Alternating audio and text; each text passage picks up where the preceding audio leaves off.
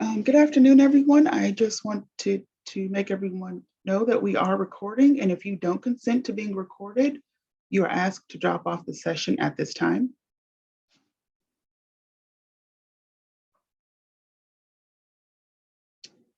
Again, thank you and welcome to our session this afternoon. My name is Courtney Wheeler, and I'm one of the Public Health Program Managers here at the National Indian Health Board, and I will be moderating this session titled Adult How To, Talking to Youth About Getting Their COVID-19 Vaccine.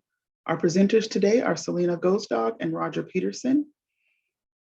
And I also wanted to remind you there is another session going on at the same time, which is geared towards youth. So I just want to make sure you all know you're in the correct session if you are here for the Adult How To. Before we get started, there are a few things I wanted to go over. As a reminder, we are being recorded, and the recording will be available on our NIHB YouTube channel within a few days. So probably give us until the end of next week, just to make sure the recording is up and available. Live transcript has been enabled today, but if you wish to turn that off, if you click on the live transcript button and then click on hide subtitle, and you will no longer see it on your screen. All participants have been muted. We ask that you please leave yourself on mute unless the presenters specifically ask you to unmute and engage. If you are unable to unmute yourself, if you raise your hand, I can unmute you. If you have any questions for the presenters, please use the chat feature in the Zoom webinar, or if they ask you to unmute and engage, you can also do during that time. We will try to hold the questions to the end of the session, and I will read the questions out loud to the presenter if they are typed into the chat box as time permits. If we do run out of time to get to everyone's question, we will share those with the presenters and get answers back to you after the summit. If you experience any technical issues, please reach out to me directly in the chat function. Also, I just want to make everyone aware the PowerPoint presentation will be available for download on the NIHB website, and that will also be within a few days. So look for that around the end of next week as well. I want to thank our presenters, Celena Ghostdog and Roger Peterson, for joining us. I will now turn it over to them to introduce themselves and start their presentation. Great. Well, thank you for the introduction. I'll get us started off really quick. My esteemed colleague here, Celena, is going to be dealing with the slides. And I just wanted to first say welcome to everybody here. It's kind of nice that we have a small, intimate group. I see some familiar faces, which is great. So I love the support and everything. So our presentation is titled COVID-19 Vaccines and Engaging Youth. We can go to the next slide here, do some short intros. So my name is Roger Peterson. I'm Celets. My pronouns are he, him. I am a project text messaging specialist here with the Northwest Portland Area Indian Health Board. Meaning that my primary role is to code out the back end of our health-based text messaging campaigns. I also sit on the COVID work group, which is primarily the reason I'm here today speaking with you all about this subject. So without further ado, let me pass it to Celena. Thanks, Roger. Hello, everybody. Yate Shea Celena McCurry Inishia, or Celena Ghostdog Inishia. Twitch Indian National, good afternoon if you're on the East Coast. Good morning from the Pacific Northwest. My name is Celena Ghostdog, and I am Navajo, originally from the Southwest, but been working with the Northwest Portland Area Indian Health Board for about a couple of years now. And I'm just happy to be here. I am our Washington Youth Sexual Health Project Manager. But as many of us have been playing multiple roles with COVID, I also sit on our COVID communications team with the Northwest Portland Area Indian Health Board. So I work very closely with Roger and another about 5 or 6 more team members. And our role is really putting out communications and different topical areas around COVID, ensuring that information is put out there out on social media, newsletters, our website, and other good stuff. So yeah, thanks, Roger. Cool. So a little overview of what we'll be talking about today. First, I wanted to give kind of just a short background about youth and the vaccine. So we'll touch on that briefly. Then we'll move on to seeking knowledge, what's credible and what's useful, kind of like where to look and how to look at that stuff. It seems like navigating the digital realm can be a little bit scary these days. So we'll also talk about strategies to communicate with youth after that, and then preparing youth for the vaccine and post-vaccine. And then we'll just finish it up with some closing resources that we want to share with you, and we'll open it up for a Q&A also. So I'm really hoping that we can generate some awesome questions for the end. So just keep thinking about those in the back of your mind, and we'll put them in the chat, or we can address them towards the end. And the first thing I actually wanted to start us out here with is a quote, and I think it's really relevant to the presentation here. And it definitely resonates with me. So I'll just read this really quick for you guys. Humankind has not woven the web of life. We are but one thread within it. Whatever we do to the web, we do to ourselves. All things are bound together. And this comes from Chief Seattle. And I think it's just so relevant when thinking about talking with other people, talking with youth, talking with anybody about why the vaccine is important, and maybe why it's important to them, and thinking about that. So go to the next slide. So we'll first touch on some background with youth and the vaccine, and maybe people here are a little bit familiar with that already, but the landscape with COVID is forever changing. And I know right at the beginning of COVID, we didn't know much about how the virus was going to affect children, if it affected children, in what way it was going to affect children, and how the vaccine was going to play into that as well. So the facts that we do know about COVID are that youth and children are just as susceptible, if not more, to COVID than adults. Now, that's not to say that the effects of COVID will be exactly the same, but the symptoms can be just as serious. It seems like with children, it's about 15 to 50% of pediatric cases report no symptoms at all. But as I said, the symptoms can be exactly the same, fever and fatigue, shortness of breath, myocarditis, which is inflammation of the heart, and unfortunately, death can occur too. So, when thinking about our early knowledge of youth and the vaccine, it has changed a lot. If people, aren't paying attention to the news, the way the vaccines have been approved now for youth as well, they may think, or they may retain those opinions about youth that are not true from the beginning of the pandemic. So we also know that COVID-19 vaccines are safe and effective for youth, as I mentioned, and serious side effects are extremely rare. And they've also observed a level of over 90% efficacy after 7 days for youth who get the Pfizer dose. So that's very positive, and I just wanted to kind of lay some groundwork here just so we are kind of all on the same page with youth and the vaccine. So we'll go to the next slide, Celena. And there's a few more things we also know, and I think it's important to touch on these too, because I think when talking to youth or creating content for youth in that sphere, I think we really need to fall back on ourselves and really take a good look at, ask ourselves, do we know the facts ourselves? Do we retain any ideas or theories that aren't aligned with the scientific community or the studies that have been ongoing? So what we also know is vaccines do not cause fertility issues. And I've seen this a lot, especially with youth and young adults, in the sense that, maybe they're trying for a family, they're in their early 20s, and they just don't want to take a chance. But the data shows that vaccines overwhelmingly do not cause fertility issues. It's just a myth. You can't get COVID-19 from a vaccine either. I think people conflate the COVID-19 vaccine, which is an mRNA vaccine, with vaccines such as the flu, which contain a small portion of the flu vaccine to battle it. So another myth, you can't do that. Can't get COVID-19 from the vaccine, and they cannot alter DNA as well. mRNA vaccines have been in the pipeline for almost 20 years now, and they've been studied, front to back, and they do not alter your DNA. But you still do need a vaccine if you've had COVID-19. I think a lot of people too, especially youth, who have gotten COVID-19 say, well, I've got COVID-19 already. That's the best immunity you can get. And that's simply not true.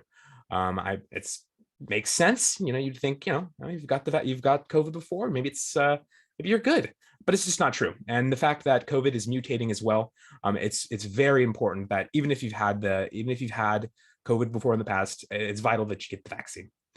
And one thing that's really super important that I want people to keep in the back of their minds as well is that overwhelmingly the side effects from vaccines are much less severe than the symptoms of COVID-19. So when thinking about, oh, well, I don't want to get sick from the vaccine, well, you'll get a lot more sick if you get COVID. And I think that's a really important point to make to youth. That's very clear and cut and dry and easy for them to understand. Cool. So let's go to the next slide. I think this one is Celena, so I'll pass it off to her.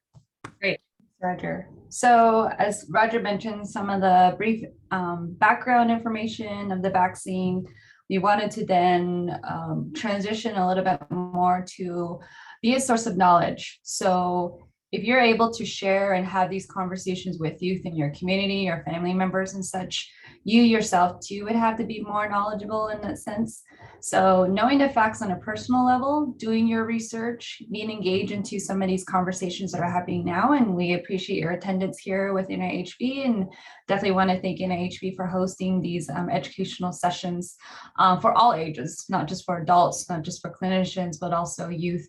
So the great thing about these sessions is that we're able to pull multiple sources, credible sources that will help us make sure that we have the knowledge to make the best informed decisions for our family, and then also youth take control of their own health and make those informed decisions.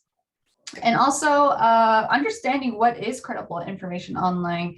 For a really long time, and what's happening now is this level of misinformation that is circulating around social media or the website and such. So we have made a mini checklist that can probably help you navigate through some of those situations when you come across them. Some of the things could be like who manages or funds the web page, or even Instagram or Facebook. What is the original source of information? Where is this coming from? Where is the quotations coming from? And where can you, is there a direct link where you can be able to go to that? Speaking of links, some of the web addresses to also keep in mind is .gov or .edu. And usually these are sources that could be trusted, and also ensuring that as you go to these links, ensuring that you're still being able to read through them, get through the information, comb through the information that is important to you. Also, how current is the information? We ourselves at the Northwest Portland Area Indian Health Board have our COVID webpage. We also know that we've been archiving some of the information, as many of us as are. If you look at Instagram on social media, you'll see there's a different number of online pages that have multiple sources dating back in when March 2020 started. So it seems like most of the most current information is up on top, including with the rollout of vaccines, the rollout of different numbers, sharing the data sources and such. So it's always good to see what's currently happening now and what are the developments along the way. Who was reviewing the information that was posted? That's also a good tip. Reviewing information that is posted is also seeing like this double layer of information that could be shared across multiple channels. And the purpose of the information, is it to sell a product, or what's your agenda? Product doesn't always necessarily mean like a certain item, but it also means like, what is the message behind it? What are we trying to engage in? How much of this information is worth our time, and how much of this information is worth us engaging and really sitting down and reading some of this material? And then there's the information balance. Where does it fit also?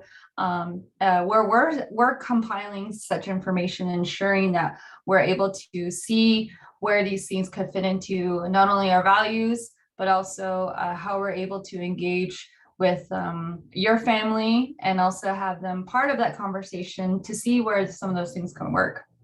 And then understand why the vaccine is important to you individually. Because again, it reminds me of when you're sitting in an airplane, right? And when the oxygen things mask, they always say to put it on yourself first before you help somebody. And that's pretty much kind of the same analogy here. Ensuring that you're well equipped with this information can definitely help those loved ones next to you. So moving forward, we wanted to share a really awesome video. We want to thank the Northwest Portland Area Indian Health Board Native Boost Program for really engaging and sharing some of this media that is currently out there. And we wanted to also share with you too here. And then we also want to give a big shout out to some of the slides and information here that's being shared has been really also from our Native Boost program at the board. So I'm going to stop my screen really quick and I'm going to pull up this video to share and what that information looks like when you're able to engage and see some good stuff.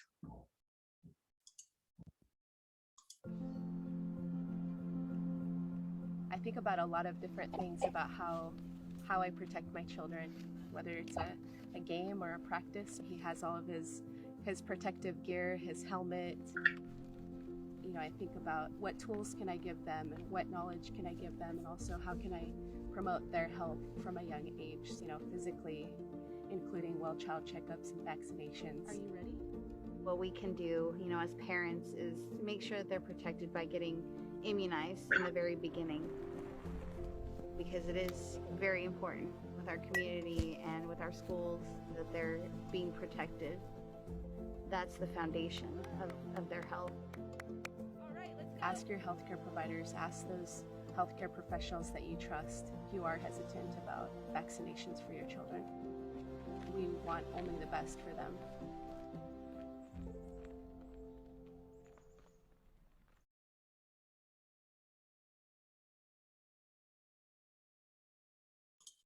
It's such a lovely video.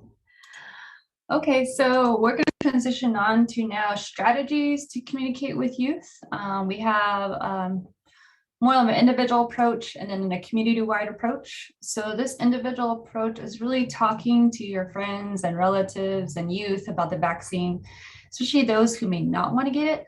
So how could you relate that information over? One of the big tips here is really listening with empathy, and also asking some open-ended questions, asking permission to share information and then help them find their why, and then help make their vaccinations happen.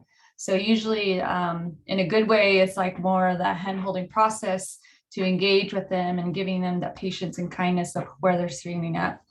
Also with youth, it's also listening to concerns they express, whether it can be just their hesitancy in a way and seeing the things that they're seeing, or ensuring that you're being able to share the correct information with them. Again, you may know or you may not know or not understand where their hesitancy lies. So it could be multiple different issues. So if you help them combat them one by one, it could be really helpful. And then also it gives the youth an opportunity to really see and feel that you're not only listening to them, but you are hearing to what they're trying to describe. Meet them where are they at, youth. We like to say at WeRNative with our adolescent health team that this generation is woke. They really do know what's going on. They have engaged in so many levels in so many ways. So it's great to let them speak freely without fear or ridicule too as well. And then provide firsthand experience. This goes back to the slides that we've been just discussing about sharing your own tips and your own ideas and how you felt, and also ensuring that it's also a community-wide effort and not just for just the individual themselves, but also, you know, it branches out to more of this relationship vibe that we have within Native community. Weighing the costs and benefits with them, that does exist. So just as Roger mentioned, there will be some side effects. So talking about some of those symptoms and then also protecting others as we are here.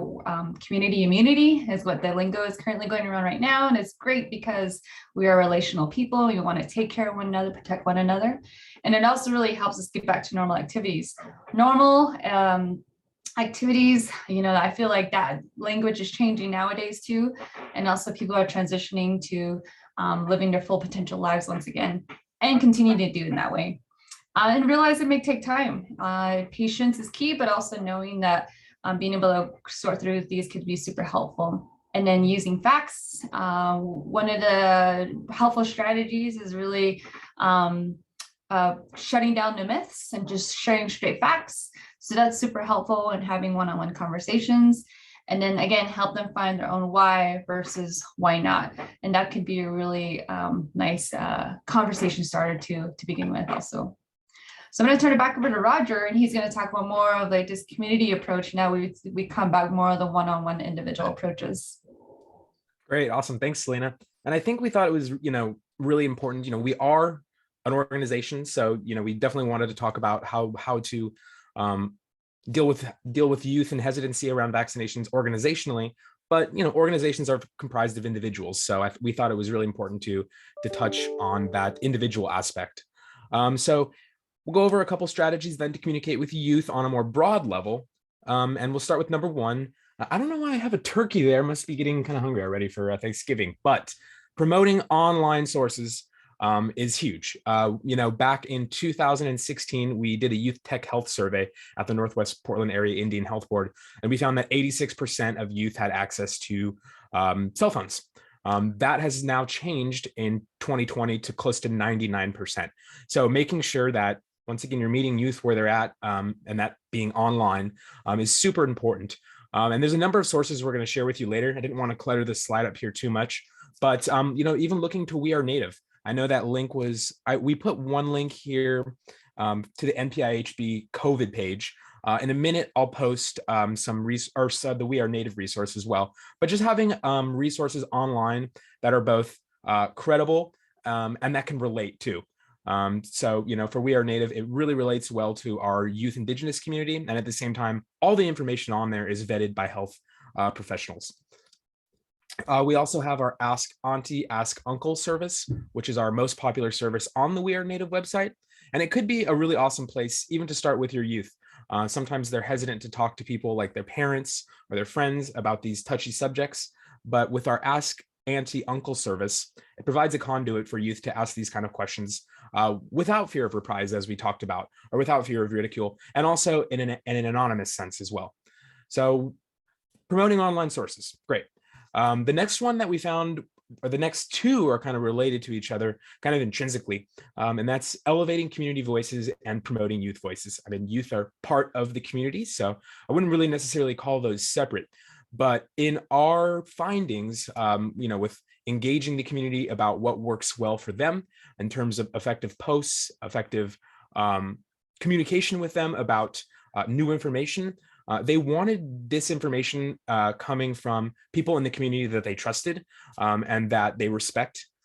So, when thinking about, okay, if it's not necessarily you who can talk to youth or your organization, who is it out there in the sphere who can?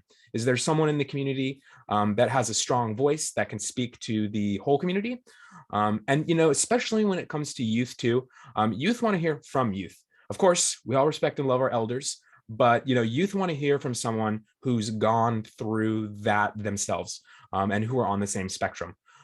So, both elevating youth and community voices is huge. Another thing too, that's super important, that's worked really well for us in kind of disseminating information and kind of just trying to meet youth where they're at, is incentivizing, getting the vaccine. And it doesn't have to necessarily be like money. I know there's a lot of programs out there. For example, I'm Siletz. Everybody in my tribe who got the vaccine was given $200. And, organizationally, that can be a lot to just give out free money. But for example, one thing that we did was we created a mail out campaign in which we sent a small kit of, tattoos, stickers, wall clings, things like that, advertising material and things that would be useful for children out to the tribal communities. And it got a really awesome response. So, we incentivized getting the vaccine with kind of indigenous swag. And I'm going to do a really quick plug here too. If Celena, you can put in the link. Thinking about incentives for youth, the WeRNative store, which is the program under the organization that me and Celena both work very closely with. We've opened our gear store, and it's been really popular with youth. We've gotten a lot of feedback with youth that they love the gear. Selena's actually wearing a polo right now with the logo on it. It looks pretty fly if you ask me.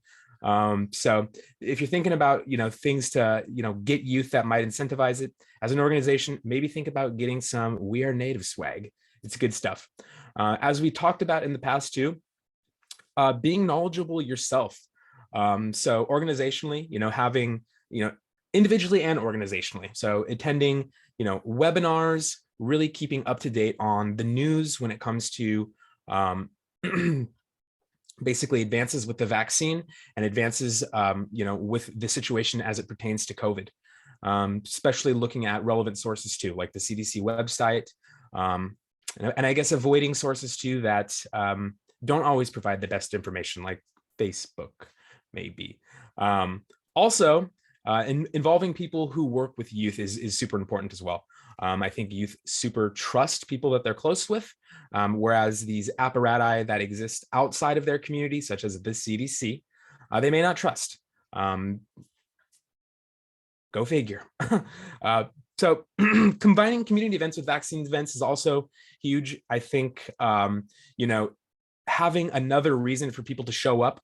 Maybe it's a potluck, maybe it's a giveaway, maybe it's just a community event that's held every year. It's not going to sway everybody, but it'll get a couple people. And I think when thinking organizationally about how to tackle vaccines in youth, it has to be a multifaceted approach. So not one of these things is going to be a magic bullet, but really trying to implement them all in a holistic way really could have some positive effects. Cool, thanks, Roger. And as he highlighted from the list of, youth engagement, youth voices, we wanted to share a video of one of those youth voices. So Ms. Shoshone Bannock Tribes actually created a video PSA for us at the beginning of the year and has been actually one of our biggest hits on our social media pages for the Northwest Portland Area Indian Health Board. The great thing is it's a youth voice, so let's go ahead and check this one out. I'm going to pop it up here. Let's see.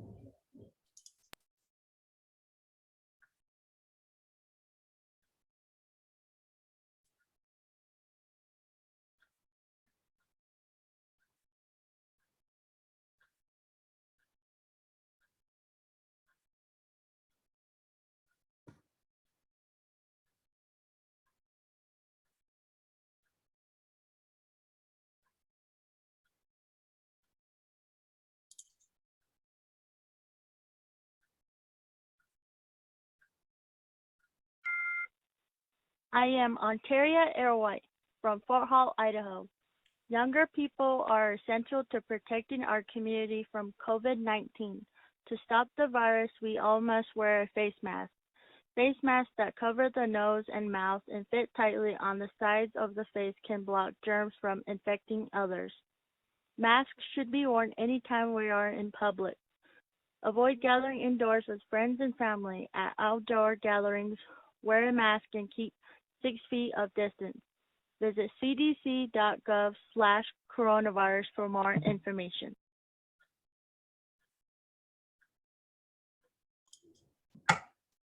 Awesome. Huge thanks to the tribe there. So now we're going to transition into preparing youth for vaccine and then also post-vaccination. I think a lot of people kind of discredit like the idea of post-vaccination.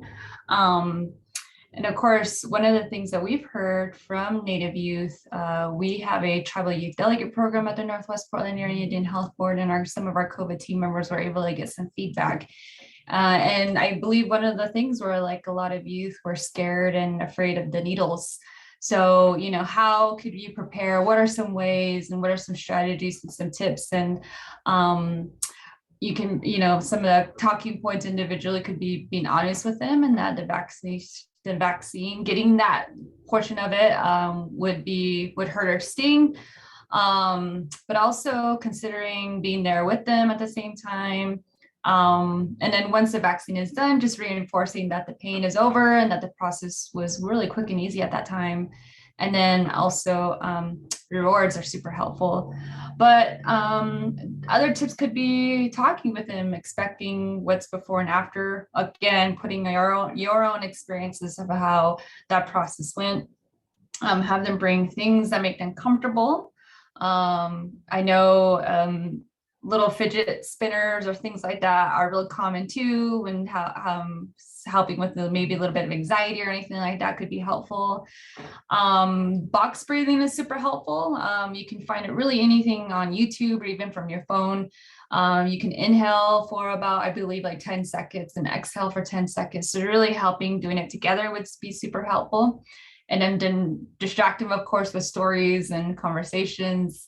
You could talk about maybe a movie that you recently seen, or maybe something that happened within that week or something like that, just to just really calm their nerves. And then also things that happen after, usually at the site of the injection of the vaccine, usually utilizing a cool damp cloth on the vaccine site to reduce the swelling.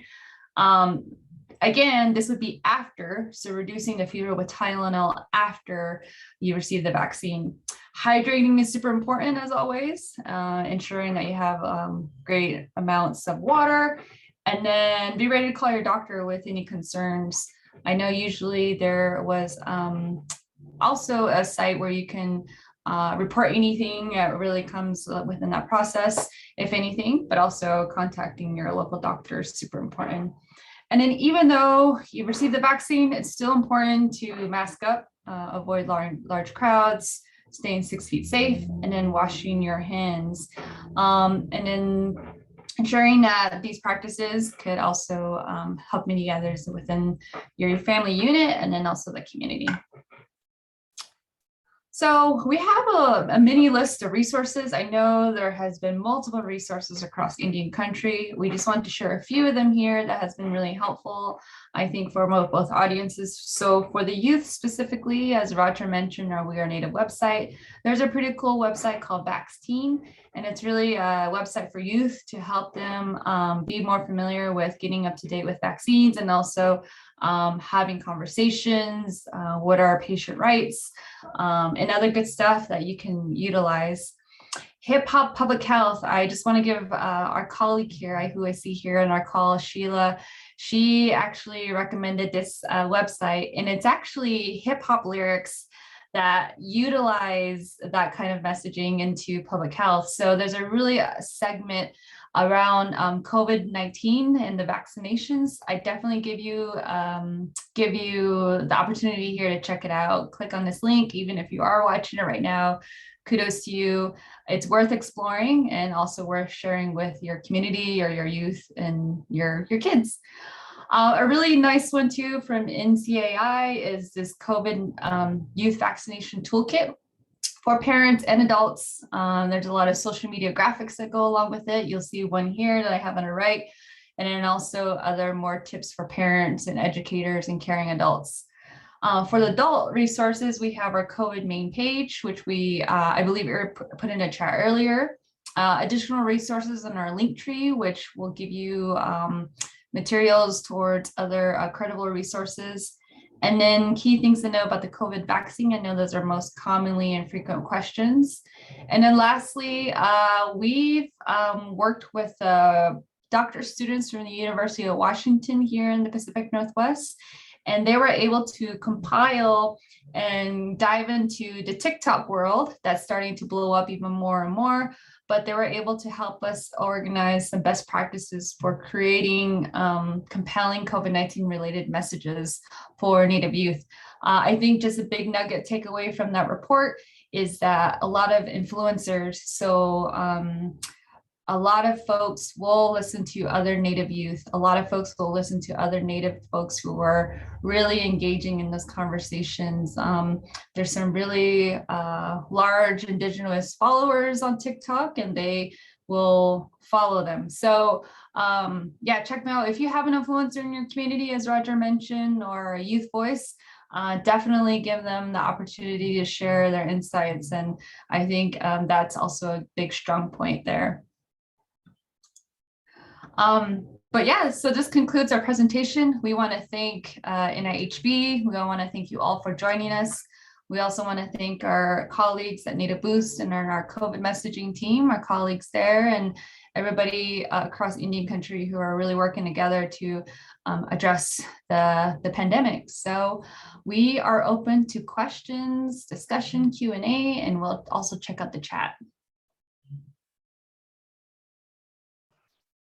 Just a reminder, you can either type your questions in the chat or feel free to unmute yourselves. And if you aren't able to, raise your hand and I'll unmute you. We are a fairly small group, so it's possible to have interactive conversation.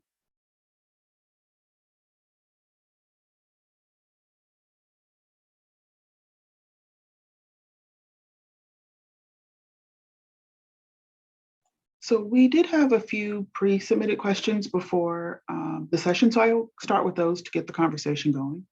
And I want to thank you and Roger for your great presentation and all that helpful information. So the first question that we received was, what have you found is the most effective way to communicate about COVID with youth? Do you want to take that one, Roger? Yeah, so I think it's kind of what we tried to address in our presentation, the most effective way to communicate with youth about COVID. And I think really it just stems from both an individual and an organizational level, and meeting youth where they're at. I think when we as adults think about it, it's kind of frustrating, like when you're trying to capitulate some information that you know to be true and that you trust. It's hard to try to disseminate that in a way on someone who's not congruent with what you believe and understand. And that goes the same way for the other side. So, I think when it comes to communicating with youth, I think just really honestly, patience goes so far.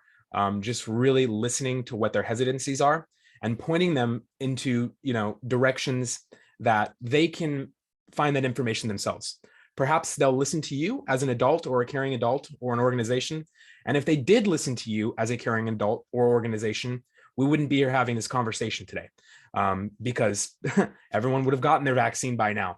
So I really think really pointing youth in those right directions, and being a source of knowledge yourself, as an individual and as an organization, having those resources ready to go, knowing what to tell someone when they ask these common questions.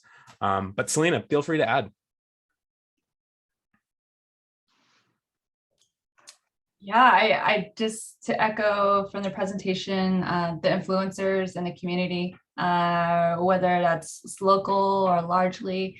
I know a few folks are interested in being even a spokesperson or a voice, just to kind of talk about some of their experiences and such. And people do want to share their stories. I think it's kind of like a domino effect that we found, that a lot of people don't really like to initiate the conversation themselves at first. They like to start to feed off one another, and this snowball effect starts to roll out further and further. And you've seen that through different organizations too. So yeah, I think if you have that one person, definitely take advantage of it and see where it can continue to roll out to be. Thank you. We have another question. How have the youth you've worked with stepped up during this pandemic?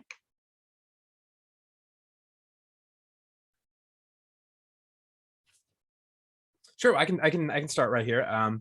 So one thing that for us it's been interesting to see. Once the pandemic hit, we all went virtual.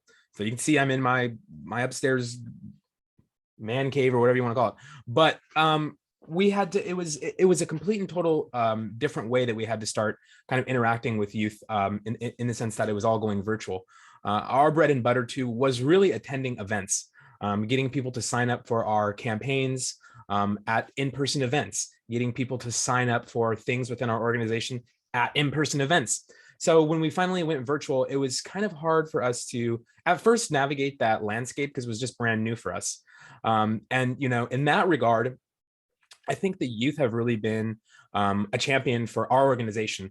In the Native community, I think a lot of youth who are leaders in that community have really stepped up, and they've reached out to us. So I think when Celena, and we reached out to them too, but when Celena mentioned, find somebody in your community who can be a champion for this, who can step up and, put their voice out there.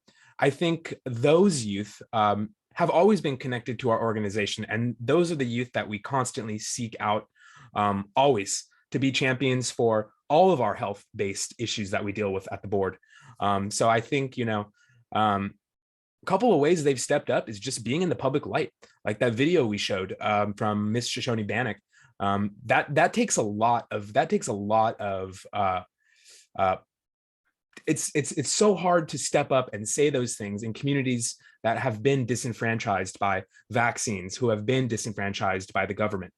So when she stands up like that as a youth, it's really empowering, even to somebody like me. So I think just really, there's tons of youth doing amazing things out there, but for your organization, just finding them, I think, is so important because they're ready to speak up and they're ready to voice their opinion. Yeah, I just want to. Oh, sorry. Yeah, Cordy, I just want to share too. I think a lot of youth have been searching for the information that they are yearning for, and I just want to share my screen real quick. So, our Ask NT portal on WeRNative, you notice some of the questions that's been coming through, like they're trying to stay up with the COVID stuff, but feel like they're getting mixed messages. What do they need to know? What should they be doing? Another question came through about, hey, my family wants to get together for Thanksgiving, but I'm worried about COVID. There's a lot of us. And then also learning about cultural identity, cultural relevancy, and then just wanting to be, a few of them are coming back from college. How do they navigate through that? So these questions that you submit here, it's great because it's like, other people are thinking the same thing, even as parents are carrying adults. So letting people know that youth are also engaging in a portal that's comfortable for them is also a way to show other folks like, okay, like everybody's all in this together, as we've been talking about for quite some time now. And I think just showing that, sometimes the youth are kind of put on a back burner a little bit, but having them part of that conversation as part of the discussion group. And I really appreciate this session here, even having a youth workshop is super important. So things like that, I think youth are still continuing to step up throughout this process. Thank you, you guys, for that answer. Just a follow-up to that, for organizations that I guess haven't typically worked with youth in the past, are unsure about how to connect with them. I know you mentioned, kind of finding them where they are, but do you have any kind of tips or suggestions for those organizations that are just trying to start out working with youth? Yeah, well, I can say, in general, I think, when you're working with youth, I think the first thing that you can do is really look to people who have already looked to groups who have already worked with youth and kind of tap them. I think groups that do work with youth are more than happy to lend a helping hand and at least pointing them in the right direction. What we noticed when we first started working on, COVID stuff relating with youth, we did not know what we were doing. Nobody knew what they were doing. So I think, now I think a lot of organizations do know what they're doing. So I think if, you're an organization that hasn't worked with youth, look to the groups that have done really good work and that are putting out, really great stuff. I think at this stage in the game too, just kind of trying stuff without knowing what you're doing is maybe not the right approach. Just because it's been going on for, this has been going on for 2 years now. And instead of trying to reinvent the wheel, I think organizations really need to just look to those who are already doing good work so we can, end this and stop throwing things at the wall. So I think one thing at WeRNative we always say, which is very true, is ask them, get them, if you're having that kind of gathering and you're figuring out your committee, invite them to the table and ask them, hey, how should we engage your group, and what are ways that we can help you guys and things like that. And they'll give you the answers, they'll let you know. And youth have no filter. They let you know immediately, like, this is what's going on, this is what we need. we need your support and other good stuff. So we always like to say ask the youth, and we're really fortunate to have a close-knit group of youth, from our youth ambassadors to our tribal youth delegates, but also on social media. There's a lot of folks who reach out through us, through our inboxes and other good stuff. So yeah, we're more than welcome to help, and just contact us, and we'd love to just sit and have a conversation. And if we don't know, like, maybe we know somebody. And I think that's how it works when, you're trying to collaborate on something like this. Like, if you know someone, maybe they know someone, and maybe they know someone. So I think just really putting our minds together with this kind of thing is important. Thank you, guys, for joining us. We have come to the end of our time. If there are any questions after we end, you can email me. I'll put my email address in the chat box, or you can email Darby Gallagher as well. I want to thank our presenters one more time for being here and sharing all that great information and tips on how to engage with you. Our next session will begin at 4 o'clock Eastern, which will be in about an hour and 10 minutes or so. So you have a lunch break where you can take a moment, stretch, get some food, and come back. So again, I want to thank everyone for attending, and we'll see you all in about an hour and 10 minutes in our next session. Thank you. Thank you.